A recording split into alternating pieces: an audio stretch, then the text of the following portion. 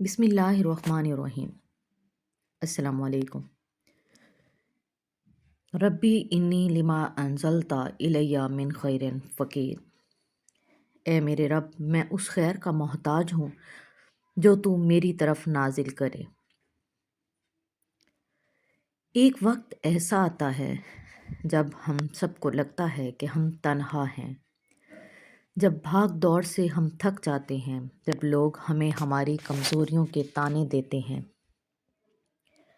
جب اپنا ہی شہر، اپنا ہی گھر اجنبی لگنے لگتا ہے، جب ساری دعائیں بے اثر لگتی ہیں، جب دل کے قریب ترین رشتے ہمیں سمجھ نہ سکیں، جب ہر دروازہ بند ہو جائے، جب وقت اور حالات دشمن بن جائیں، جب دوسروں کے خواب پورے ہوتے نظر آئیں اور اپنے ادھورے رہ جائیں، جب کسی کے پاس دکھ بیان کرنے کی ہمت بھی نہ ہو، جب دکھوں میں صرف ایک آنسو سہارا بنتے ہیں،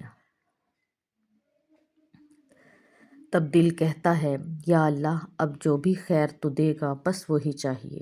بالکل اسی طرح جیسے حضرت موسیٰ نے اکیلے درخت کے نیچے ہجرت کے بعد بے سہارا ہو کر یہ دعا مانگی، ربی انی لما انزلتا الی من خیر فقیر۔ اے میرے رب، میں اس خیر کا محتاج ہوں جو تو میری طرف نازل کرے۔ اور حضرت موسیٰ علیہ السلام نے اس دعا کو اتنا پڑھا، اس توجہ کے ساتھ اور دھیان کے ساتھ پڑھا، تو پھر کیا ہوا؟ دریا میں راستے بنے، دشمن سے نجات ملی، اللہ نے ان کے لیے راستے آسان کر دیے۔ اللہ نے نہ صرف انہیں پناہ دی بلکہ ایک نیک رفیق حیات اور سکون والا گھر بھی عطا فرمایا۔ اللہ کی مدد نازل ہوئی، وَمَن يَتَوَکَّلْ عَلَى اللَّهِ فَهُوَ حَسْبُهُ، اور جو اللہ پر بھروسہ کرے وہی اس کے لیے کافی ہے۔